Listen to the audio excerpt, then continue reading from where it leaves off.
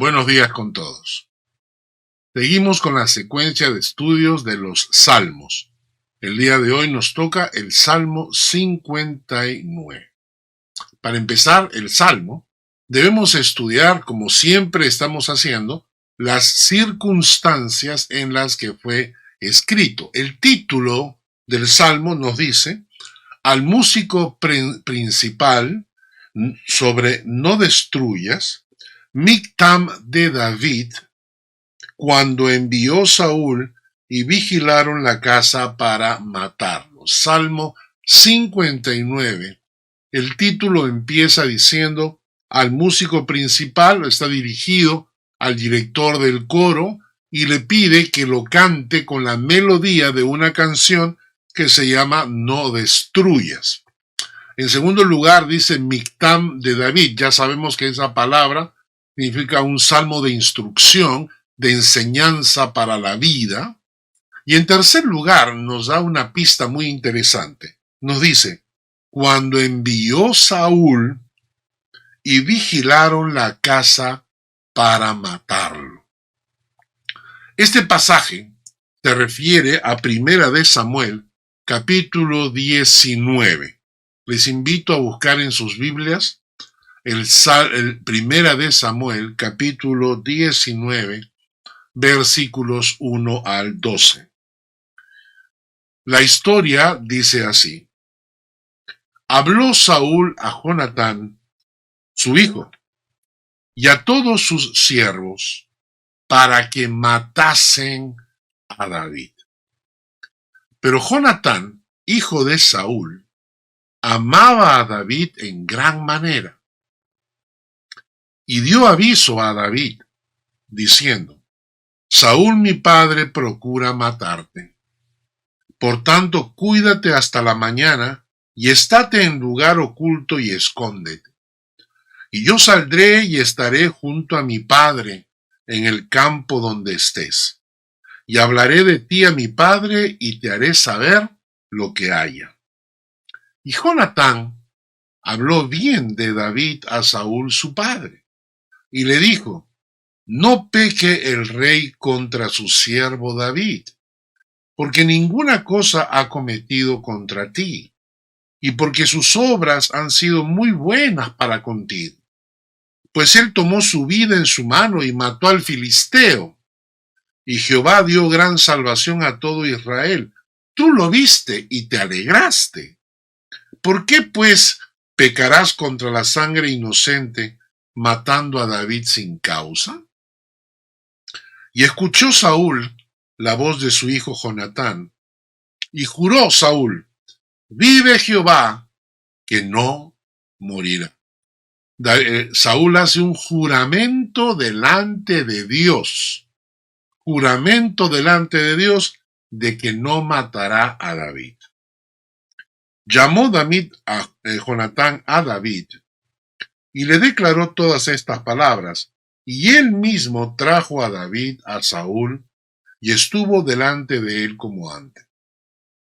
Después de nuevo hubo guerra, y salió David y peleó contra los filisteos, y los hirió con gran estrago, y huyeron delante de él.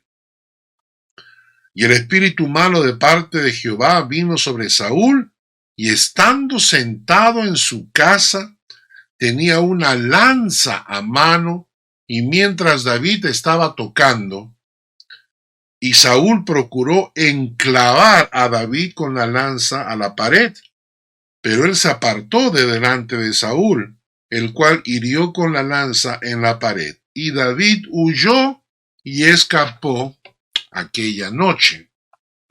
Saúl envió luego mensajeros a casa de David para que la vigilasen y lo matasen en la mañana. Mas Mical, su mujer, avisó a David diciendo: si no salvas tu vida esta noche, mañana serás muerto. Y descolgó Mical a David por una ventana, y él se fue y huyó y escapó. Estamos en una situación donde David es odiado y amado. Es amado por Jonatán, el hijo del rey, es su gran amigo, es protegido por Mical, su esposa, es odiado por Saúl, un personaje de carácter voluble, cambiante, inestable. Porque primero le jura a Jonatán en nombre de Dios que no lo va a matar.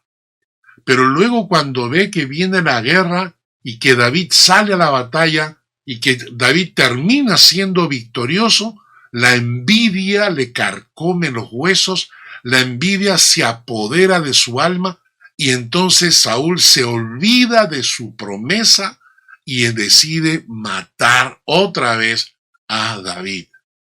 En esa oportunidad lo tiene a David tocándole el arpa cerca de su lecho donde él dormía, y entonces aprovecha y toma una lanza que estaba a su mano y se la tira a David para poder enclavarlo en la pared.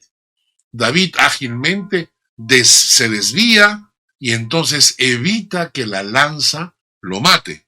Naturalmente, inmediatamente David sale huyendo y va a buscar el refugio. ¿Por qué? Porque Saúl lo quiere matar. Ahora, en el versículo 1 que acabamos de leer, habló Saúl a Jonatán su hijo y a todos sus siervos para que matasen a David. O sea, Saúl ha dado orden a sus discípulos, a sus líderes, a sus siervos que están a su alrededor, ha dado orden de que maten a David. Jonatán ha escuchado esto. No lo logra porque Jonatán interviene. Entonces intenta matarlo por sus propias manos, con una lanza, ¿no? Y como no lo logra porque David escapa, entonces envía mensajeros a su casa donde David vivía con su esposa Mical para que lo esperaran y en la mañana lo mataran, que estuvieran vigilándolo y en la mañana lo mataran. ¿Cómo te sentirías tú en una situación parecida? Yo creo que la mayoría de nosotros le reclamaría a Dios.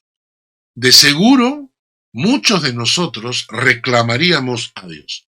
¿Para qué me has ungido?, le habría dicho David. ¿Para qué me has elegido? ¿Para qué me diste este trabajo si después me van a votar? Dios, no te entiendo. Mejor me hubiera quedado como pastor de ovejas y no habría pasado nada. ¿Para esto me has traído? En cierta manera, muchos pasamos por una circunstancia parecida. Yo pasé por eso cuando llegué a Suiza. Nosotros teníamos una vida en el Perú. Mi esposa trabajaba en la embajada americana, yo trabajaba como pastor, tenía una empresa informática, y luego Dios nos trajo a Suiza. Y de repente me di cuenta que no se podía conseguir trabajo en el área que yo manejaba de las computadoras, y tampoco habían iglesias hispanas. Entonces terminé trabajando como obrero en una fábrica. Y yo le decía al Señor, Señor, ¿para esto me has traído? ¿Me has traído hasta acá para terminar como obrero en una fábrica? Es más, como yo tenía una posición teológica muy fuerte con la palabra de Dios, me encontré que muchos de los cristianos latinos tenían unas doctrinas extrañas, doctrinas que habían venido, que las habían traído ciertos pastores de otros países y habían llenado las iglesias con unas doctrinas raras.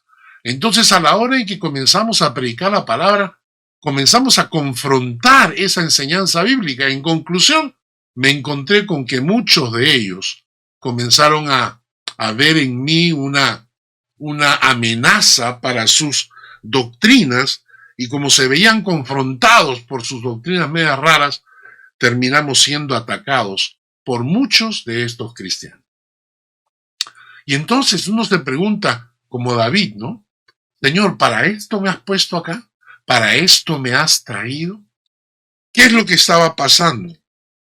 ¿No? David tenía un gran enemigo. David tenía un gran enemigo, pero también tenía amigos. y entre ellos estaba Jonatán. Y Jonatán era el hijo de su gran enemigo, del rey Saúl. Y Jonatán va a protegerlo, va a cuidarlo a David. Entonces, en estas circunstancias, uno a veces se tiene que preguntar, los amigos, hay que aprender a cultivar buenas amistades. Conocer gente es fácil, mantener amistades es difícil. Yo puedo decir, he conocido mucha gente y muchos amigos, pero mantener la amistad, eso necesitas tener un carácter, es un reto en la vida. Y si tienes buenos amigos, no los pierdas. No hay peor cosa que perder la amistad de un gran amigo. Jonatán era amigo de David y Jonatán cuidaba de la vida de David porque los amigos se cuidan unos a otros. Hay unos textos que quiero que me acompañen a leer que habla acerca de la amistad. Proverbios 17:9 dice, el que cubre la falta busca amistad, mas el que la divulga aparta al amigo. Si tú estás hablando mal de tus amigos, es muy probable que termines apartándote de ellos o ellos terminen apartándose de ti. ¿Por qué? Porque la amistad muchas veces significa protegerse uno a otro. Entonces, en este caso, cuando estamos hablando del que cubre la falta, significa que a veces nosotros mismos tenemos que cubrir las faltas y no estar divulgando las faltas de nuestros amigos. Otro proverbio nos dice, en todo tiempo ama al amigo y es como un hermano en tiempo de angustia. Así son los verdaderos amigos. Te aman en todo tiempo y son como hermanos en los tiempos de angustia. Y otro texto dice, el hombre que tiene amigos ha de mostrarse amigo, y amigo hay más unido que un hermano. La gente que es egoísta quiere que todo el mundo lo ame como amigo, pero no saben responder a la amistad. El hombre que tiene amigos ha de mostrarse amigo. Hay amigo más unido que un hermano. Bueno, hemos entendido entonces la situación que David estaba enfrentando.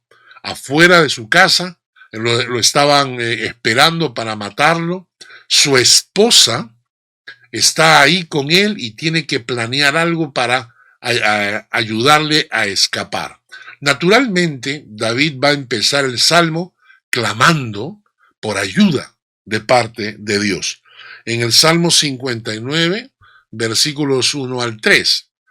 Líbrame de mis enemigos, va a decir David. Ponme a salvo de los que se levantan contra mí. Líbrame de los que cometen iniquidad y sálvame de hombres sanguinarios. Porque he aquí están acechando mi vida. Se han juntado contra mí poderosos. Es verdad que David está clamando, empieza el salmo, clamando por protección, líbrame, ponme a salvo, sálvame, Señor. Sin embargo, esto no quiere decir que David no hizo nada para protegerse. El hecho de clamar buscando la protección de Dios no significa que hagamos el papel de tonto o de necio y no tomemos medidas de seguridad, ¿no es cierto? La historia dice en 1 Samuel 19, versículo 11, Saúl envió luego mensajeros a casa de David para que lo vigilasen y lo matasen a la mañana. Mas Mical, su mujer, avisó a David diciendo, si no salvas tu vida esta noche, mañana serás muerto. Y descolgó Mical a David por una ventana, y él se fue y huyó y escapó. Huyó pues David y escapó y vino a Samuel en Ramá y le dijo todo lo que Saúl había hecho con él, y él y Samuel se fueron y moraron en Naiot.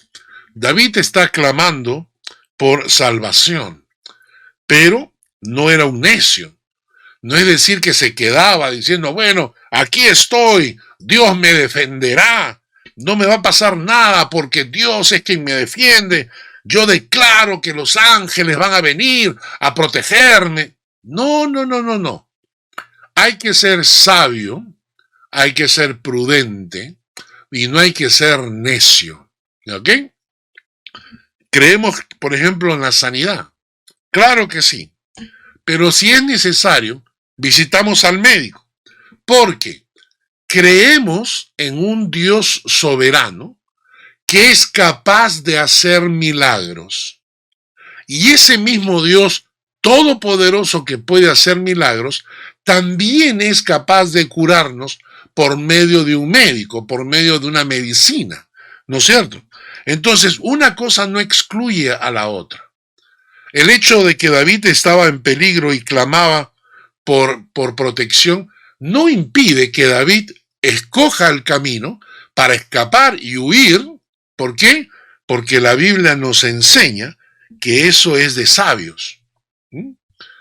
Proverbios 14:16 dice, el sabio teme y se aparta del mal, mas el insensato se muestra insolente y confiado.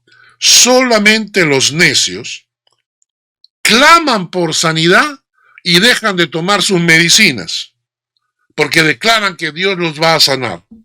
Eso no es fe, eso es necedad. Eso es necedad.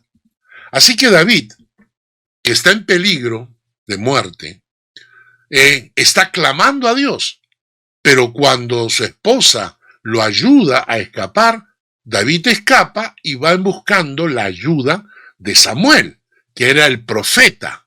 Y recordemos que Saúl, el rey, le tiene temor a Samuel, porque fue Samuel que lo puso como rey.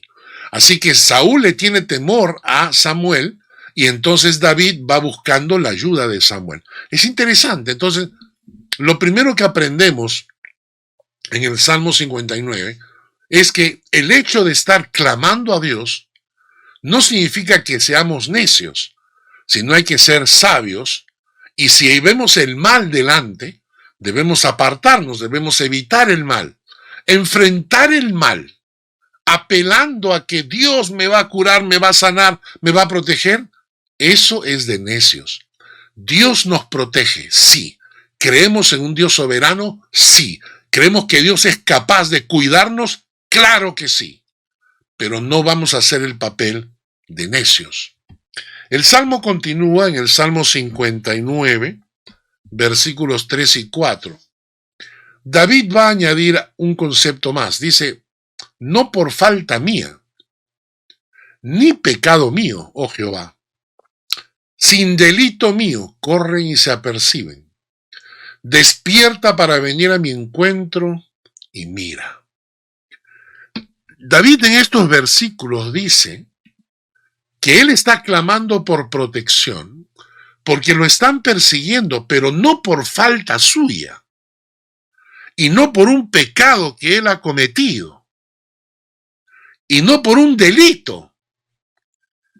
Interesante. Y es que en realidad existen dos posibilidades. La primera, que es el caso de David, es que David no había hecho nada malo. David fue elegido como sustituto del rey Saúl, pero no por su voluntad.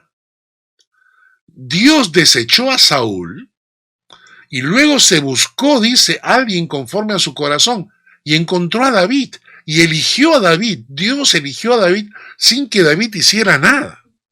Luego David vence a Goliat, un gigante de 3,40 metros, y lo vence en el nombre de Jehová de los ejércitos. Ese es un pasaje precioso que hay que leer. 1 Samuel capítulo 17 dice, entonces dijo David al filisteo, tú vienes a mí con espada y lanza y jabalina, mas yo vengo a ti en el nombre de Jehová de los ejércitos, el Dios de los escuadrones de Israel, a quien tú has provocado. Jehová te entregará hoy en mi mano, y no te venceré, y yo te venceré, y te cortaré la cabeza, y daré hoy los cuerpos de los filisteos a las aves del cielo y a las bestias de la tierra, y toda la tierra sabrá que hay Dios en Israel. Y Dios estaba con David. Y David lanza su honda, y esa piedra le cae en la frente y le rompe el cráneo a Goliat, y Goliat cae. Y David luego se acerca y le corta la cabeza con la propia espada de Goliat. David sale a la batalla a pelear por Israel y regresa victorioso. David era fiel a Saúl y jamás pensó ponerle la mano encima. Literalmente, David está siendo perseguido, pero no por culpa ni pecado suyo. David no había cometido ningún delito. Y entonces, ¿por qué Dios permite esto?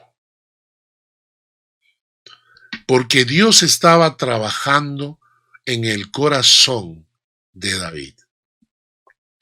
Saúl fue elegido rey, pero después de ser elegido el rey, se le subió a la cabeza.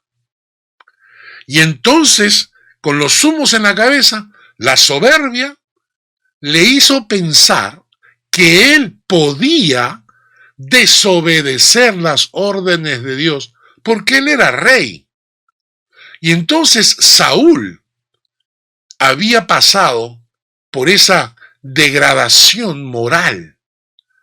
Y Dios no quiere que David pase por lo mismo. Entonces, antes de hacerlo rey, Dios quiere preparar el corazón de David. Dios está entrenando el corazón de David. El carácter de David está siendo forjado. Y nosotros debemos preguntarnos lo mismo. A veces estamos pasando por circunstancias de las cuales no somos culpables. No hemos hecho nada malo. No hemos cometido ningún pecado, no hemos cometido ningún delito. Y entonces le preguntamos a Dios, ¿por qué, Señor, me pasan estas cosas? ¿Por qué estás permitiendo que tenga que pasar por este valle de oscuridad? Y la pregunta que tienes que hacerte es, ¿qué querrá Dios enseñarme con esto? O quizás debes preguntarte, ¿qué parte de tu carácter está siendo moldeado por Dios en este instante? Y cuando te toca pasar por circunstancias como estas, donde sin culpa alguna, sin razón, sin pecado alguno, te toca enfrentar dificultad, ¿qué debemos hacer? La enseñanza de la Biblia es bien simple. Son 3 cosas. Confiar, tener paciencia y mantenerte siempre haciendo la voluntad de Dios. El texto está en Hebreos capítulo 10, versículo 35 al 36. Dice, no perdáis, pues, vuestra, ¿qué?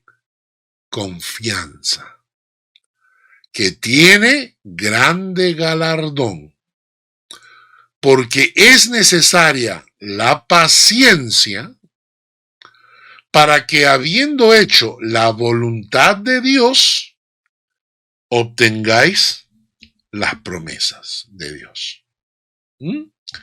Entonces, ¿qué hacer cuando estás en estas circunstancias? Primero, no pierdas tu confianza en Dios. Mantente firme confiando en que los planes de Dios son para bien. Segundo, vas a necesitar paciencia. Y Santiago dice que el que tiene falta de paciencia, hay que pedírsela a Dios. No, el Señor te da paciencia por medio de las pruebas. El Señor te da paciencia por medio de las pruebas. Entonces, confianza, paciencia y sobre todo, nunca dejas de hacer la voluntad de Dios. Te mantienes en los caminos de Dios, aunque todo vaya mal, aunque todo vaya en contra, no pierdes hacer la voluntad de Dios, te mantienes firme, porque mucha gente en medio de la dificultad lo primero que hace es abandonar el camino. Es decir, pierden la confianza, pierden la paciencia y abandonan el camino del Señor, como amargos por lo que les está pasando. Y el texto es: no pierdas la confianza, es necesaria la paciencia y mantente siempre en el camino de Dios, haciendo la voluntad de Dios, porque entonces vas a obtener las promesas de Dios. Muy bien, pero esto es en la situación de David, cuando él tiene que sufrir sin haber hecho nada malo. Pero ¿sabes que existe una segunda posibilidad? Existe la posibilidad que en realidad te estás haciendo la víctima. Es decir, tú mismo te haces la víctima cuando en realidad te estás cosechando de tus errores y de tus pecados. Pero te es difícil aceptarlo. Es decir, tú crees que todo el mundo está en tu contra. En realidad, eres tú el que agrede a los demás. Y por eso todo el mundo está en tu contra. En realidad no es que los otros son malos, no. En realidad es que tú tienes una conducta equivocada y por eso te ganas la antipatía de la gente. ¿Recuerdan este texto en Gálatas 6:7 que dice: no os engañéis, Dios no puede ser burlado, pues todo lo que el hombre sembrare, eso también segará? Este pensamiento no es un refrán popular. No es un refrán popular. Este pensamiento es palabra de Dios. ¿Entendieron? Es palabra de Dios.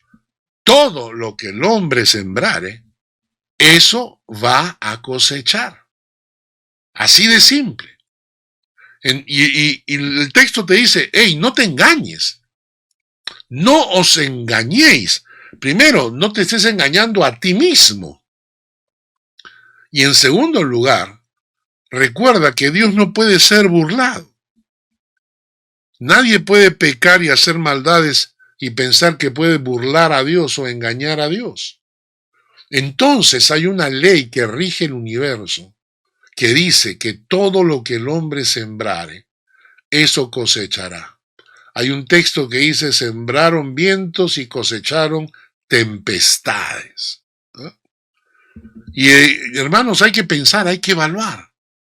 Porque David está pasándola mal, pero David es consciente y dice: pero realmente yo no he hecho nada malo. Sin embargo, nosotros deberíamos preguntarnos, cuando las cosas nos van a mal, lo primero que tenemos que preguntarnos es: Señor, ¿estaré yo haciendo algo mal? De repente lo que estoy haciendo es cosechando por mis errores. Recuerdo a una amiga hace muchos años atrás que estaba andando en malos caminos. Y entonces ella vino a buscarme porque la estaba pasando mal. Y recuerdo que me dijo: me ha tocado pasar la de Job. Conocen ustedes la historia de Job, ¿no? El pobre que perdió todo y que fue puesto a prueba y todo lo demás. Entonces ella me dijo: me ha tocado pasar la de Job. Y yo le dije: no, claro que no. Job era un varón perfecto, recto, temeroso de Dios y apartado del mal. Y tú no eres ninguna de esas cosas. Si te está yendo mal, es porque estás alejada de Dios y estás cosechando tu maldad. Entonces, cuando la circunstancia es adversa, también existe la posibilidad de que estemos cosechando nuestros errores. Para reconocer nuestros errores, necesitamos un grado de honestidad y de integridad muy grande. Porque no es fácil reconocer nuestros errores. Nosotros tendemos a agrandar los errores de los demás y empequeñecer mis errores. Nosotros tratamos de ver que los errores de los demás son demasiado grandes, pero mis errores son pequeñitos. Entonces, una persona, para poder aceptar sus errores, para poder aceptar que Dios intervenga y lo perdone y lo transforme, primero tiene que reconocer sus errores.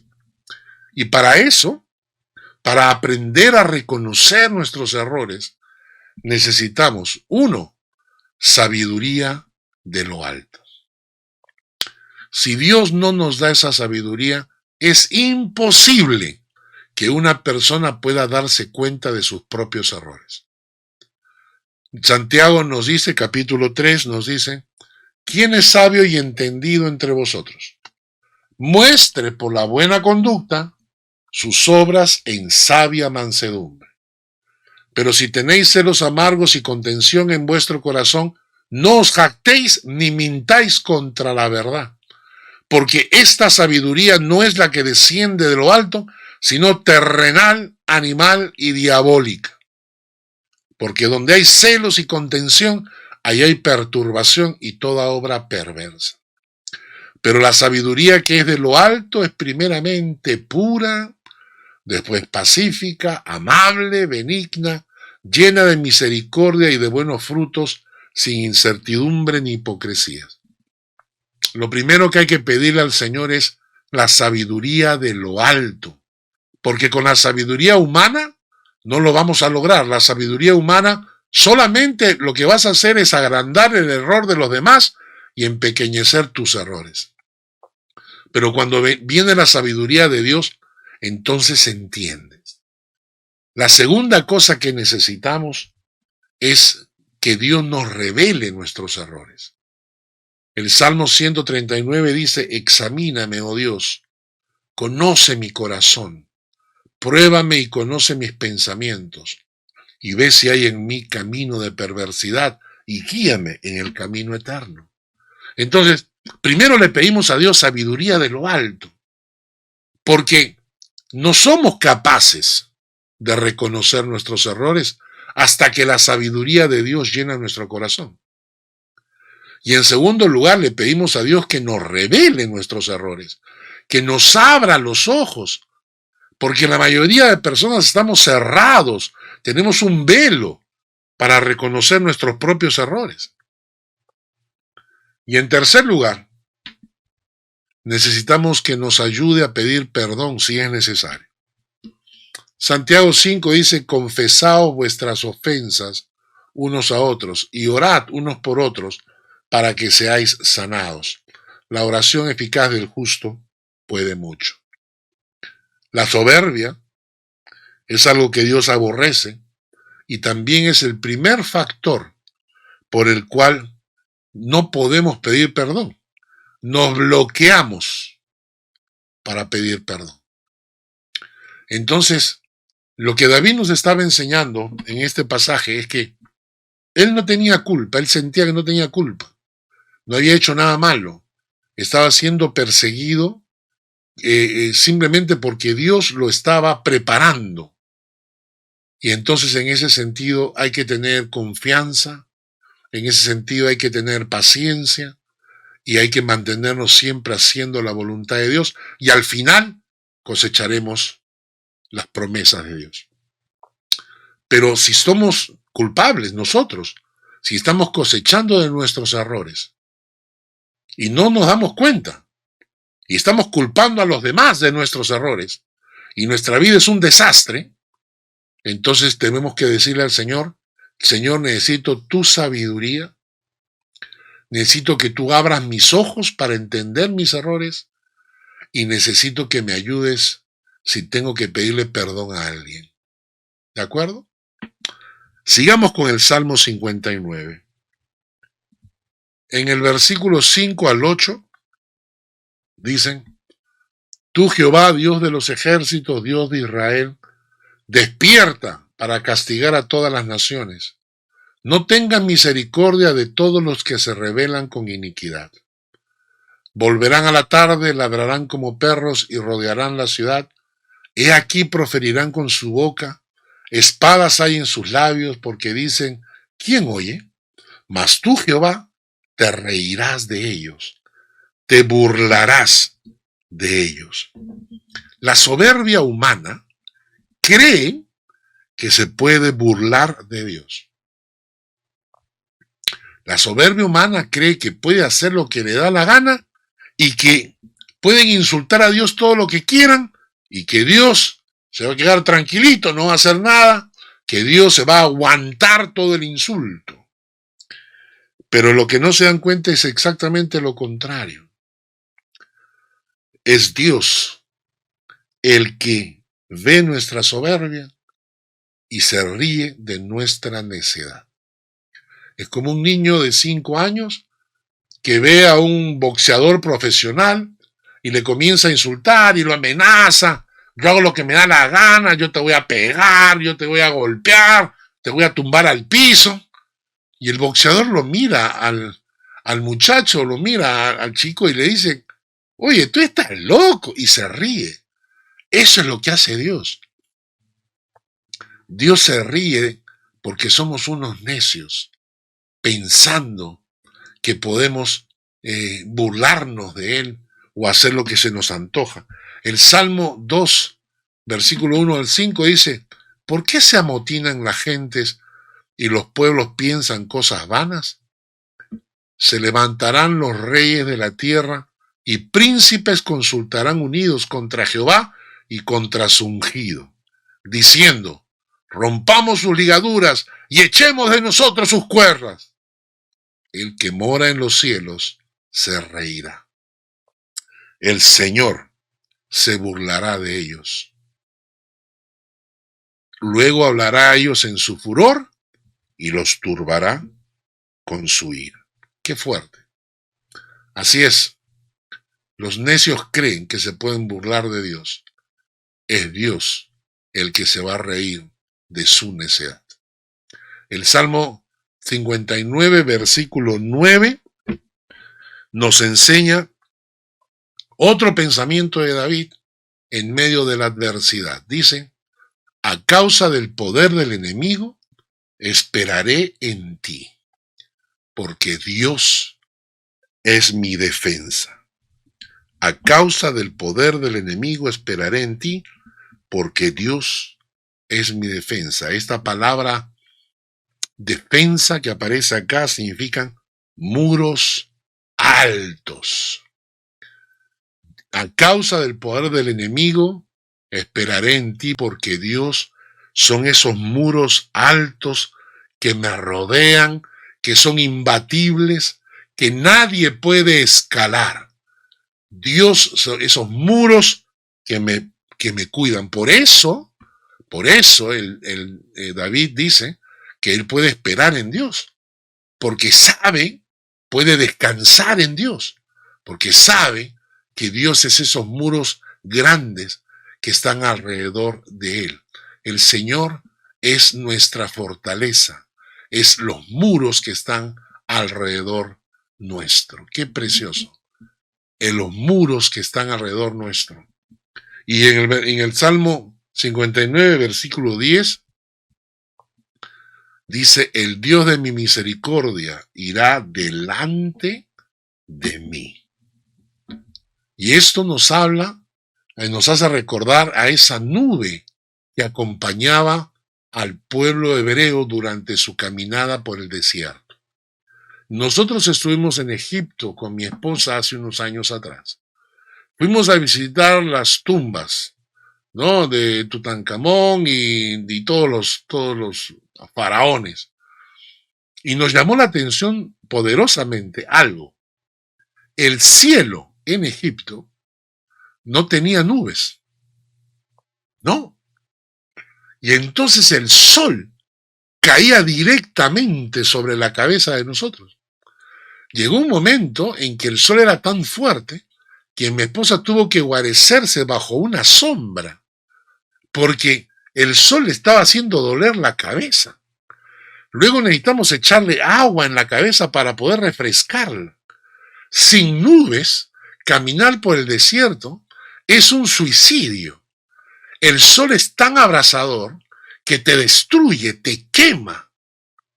Y entonces Dios en el desierto, para proteger a su pueblo, puso una nube que no solamente los guiaba, porque cuando la nube se movía, el pueblo seguía la nube, y era la forma en que Dios guiaba a su pueblo, sino también los protegía del sol. ¿Y sabes qué? Así es la misericordia de Dios. La misericordia de Dios va delante de ti como guía y como protección. Es la misericordia de Dios que te cubre. Qué maravilla, ¿verdad? La misericordia, porque si el juicio de Dios nos cubriera, moriríamos. Pero es la misericordia de Dios que nos cubre, que a pesar de nuestros errores, nos protege, porque eso es su misericordia. Me gusta el Salmo 42, el versículo 8 que dice, pero de día mandará Jehová su misericordia, y de noche su cántico estará conmigo, y mi oración al Dios de mi vida. ¡Qué maravilla! Entonces, la misericordia de Dios nos cubre, el Señor es nuestra defensa, los muros que nos rodean de toda la maldad. Termina el salmista, el Salmo 59, diciendo, pero yo cantaré de tu poder y alabaré de mañana tu misericordia, porque has sido mi amparo y mi refugio en el día de mi angustia. Fortaleza mía, a ti cantaré, porque eres, oh Dios, mi refugio, el Dios de mi misericordia. Cantaré de tu poder. Cuando tú ves la mano de Dios, sabes que te dan ganas de cantar. Le cantamos muy poco, ¿verdad? Deberíamos cantarle más en forma privada. Los cristianos hoy en día a veces dicen que tienen tiempo de oración, pero no sé si tienen tiempo de canto. Cantar del poder de Dios y alabar de mañana su misericordia. Hoy día yo quise cantar, lo primero que pasó en mi corazón quise cantar. Lo compartí con la iglesia y lo voy a compartir con los oyentes. Estamos en un nuevo local de la iglesia, el cual lo estamos amoblando. Necesitamos unos muebles, compramos unos muebles. Entonces el día de ayer llamé a la empresa y le pregunté por los muebles. Y me dijeron, señor, ¿sabe usted que los muebles se entregan entre 3 y 4 semanas después de haber hecho el pedido? Yo le dije, no puede ser, porque la inauguración del local es en menos tiempo. Necesitamos tener los muebles ya. Y el hombre me dijo, no puedo hacer nada. Yo lo único que puedo hacer es poner una nota diciendo que ojalá si lo pueden hacer en 2 semanas, pero no le prometo nada. Y yo colgué un poco desanimado y dijo, pero señor, va a demorar 4 semanas y antes de las 4 semanas ya estamos en el templo estamos inaugurando el local nuevo. Entonces oré a Dios. Le dije, Señor, tú tienes que mover tus hilos. Tú eres poderoso, Señor. Tú eres grande, tú eres poderoso. Y tú puedes hacer que esto sea más rápido. Eso fue el día de ayer. Y el día de hoy me llamaron para decir que mañana llevan los muebles para ensamblarlos e instalarlos. Y mi corazón se llenaba de alegría. No por los muebles, claro que no. No por el local, claro que no. Mi corazón se llenaba de alegría porque el Dios en que nosotros confiamos es un Dios real, es un Dios que responde, es un Dios que actúa, es nuestra defensa, nuestra fortaleza y la misericordia que va delante de nosotros. Que Dios bendiga su palabra. Permítanme orar.